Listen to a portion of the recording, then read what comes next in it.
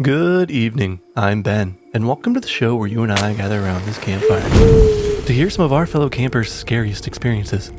Whether you're a new or returning camper, I'm happy to have you. Tonight we are headed to Seattle to hear a story sent in by Cynthia Hal about the Sorrento Hotel. As always, before we begin the show, if you'd like to check out our camp's bonus episodes, head over to patreon.com/doyouwannahearaghost-story. You'll also gain early access to episodes, get a shout out at the end of one, and much more. Now, without further ado, do you want to hear a ghost story? It was the early 1980s, and I had recently moved to Seattle from sunny San Diego. A close friend of mine from back home was visiting for a job interview near Capitol Hill, and she asked me to recommend a hotel. The company was footing the bill, so I suggested the Sorrento Hotel. I had never been inside, but I knew its reputation. Beautiful, historic, and conveniently close to her interview location. It seemed perfect. The day she arrived, I picked her up from the airport and accompanied her to check-in. From the moment we stepped inside, I was struck by how the Sorrento felt different. Its beauty was undeniable, grand, timeless, like stepping into another era. It was the kind of place that made you feel like you were walking through history, with its old world charm and ornate furnishings. But beneath that beauty there was a decay. It was subtle, just a feeling that something wasn't quite right anymore, like an itch at the back of your mind that you couldn't scratch. I chalked it up to the weight of history, the ghosts of all those old memories clinging to the walls. My friend, her name was Catherine. She didn't notice. She wasn't that perceptive. She marveled at the architecture, the opulence.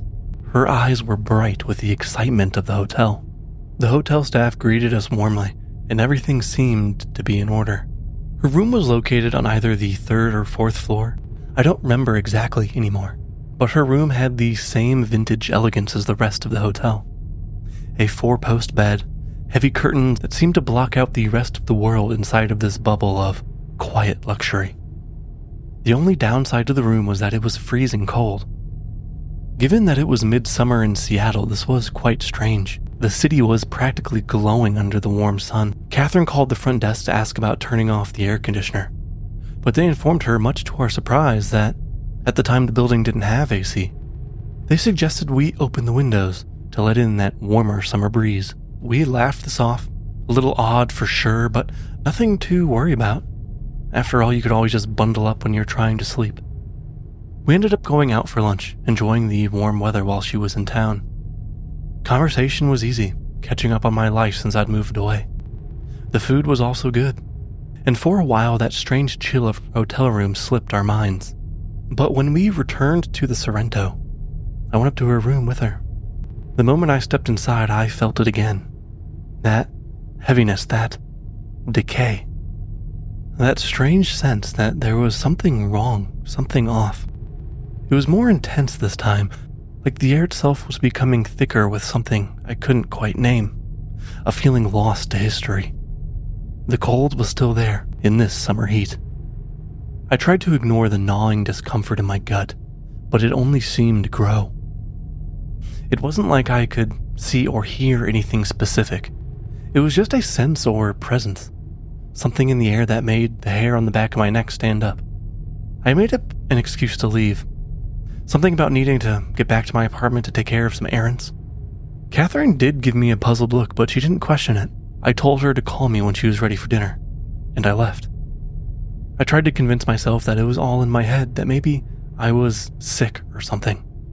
The Sorrento was just an old building, after all, no matter the stories that came with it. But as the hours passed, I couldn't shake my unease. I kept glancing at the clock, waiting for Catherine to call. By 7 p.m., I still hadn't heard from her. I called the hotel and had them connect me to her room, but no one answered, so I tried again. My worrying grew with each time the call went unanswered. By 10 p.m., I was quite concerned. I called the front desk again, hoping they could send someone up to check on her. But they informed me that they didn't ring guests or check on guests after hours. This worrying gnawing at my insides. I didn't sleep much. Every creak of my apartment seemed to echo with the worst possibilities in my mind. What if something happened to her? What if she was hurt? What if she was alone? Why didn't I just go check on her? First thing in the morning, I called the hotel again. This time she answered. Her voice was strained, drained like she'd been up all night. She sounded hollow, but there was a little relief I felt hearing her voice. That was quickly replaced by a sense of dread. Something had happened, I could feel it in her tone. She explained to me that her phone didn't ring all night, and that every time she tried calling me, I also didn't answer. The hotel staff insisted to her that the switchboard was working fine. She thought I'd blown her off. But something about this whole situation felt wrong. Like the room itself didn't want her or I to speak. We met for lunch that day, and the moment I saw her, I knew she hadn't slept. Her face was pale, her eyes shadowed with exhaustion. She spoke in an even, measured tone, but there was an unease behind her words, a fear she was trying to suppress. She recounted the events of the previous night with a almost clinical detachment, as if she were trying to convince herself that it wasn't as bad as it was, that it wasn't as bad as it seemed. She told me that there was a woman stomping up and down her hallway all night, shouting angrily at somebody, and that the sound had been relentless, echoing through the halls. However, whenever Catherine tried to ring the front desk to report it, the phone didn't go through. Frustrated and tired, she decided to confront the woman herself, or at least get someone in the hotel to intervene, she thought. But when she opened the hallway, the sound ended, and there was not a soul to be seen. The silence was deafening, she said, the kind that made you question whether if you'd heard anything at all. Convinced the disturbance was over, she went to bed hoping to get some rest. But hours later, she was woken up again, this time by the sound of a muffled sob. A woman crying, right outside her door. The sound was soft, almost pitiful, but it sent a chill down her spine. She hesitated, but eventually got up and opened the door once more. Again, to nothing. The hallway was still and silent, as if the noise had been swallowed up by the walls. She stood there for a long moment, staring out into the empty, dim corridor, the cold air from her room biting her skin, before she finally closed the door and locked it. That morning, she told me the room had never warmed up, despite the summer heat pouring in through the windows. It was as if the cold was alive, clinging to the room, clinging to the hotel, refusing to leave. She looked at me across the table, her eyes were tired, her expression almost pleading. She asked if I could help her find another hotel for the rest of her stay. She didn't want to spend another night in that room, and I don't blame her. We found another hotel, a newer, more modern place a few blocks away. She checked in that afternoon, and by the time I saw her again that evening, some of the color had finally returned to her face. She seemed a bit more like herself, though the shadows under her eyes were still there. We joked about the Sorrento being haunted, but there was no real humor in it. We were both healthcare professionals, grounded in science and reason, but the unknown lingered with us. There was something about that place that defied all of our explanations, something that had left a mark on both of us. Catherine finished her interviews and returned to San Diego a few days later.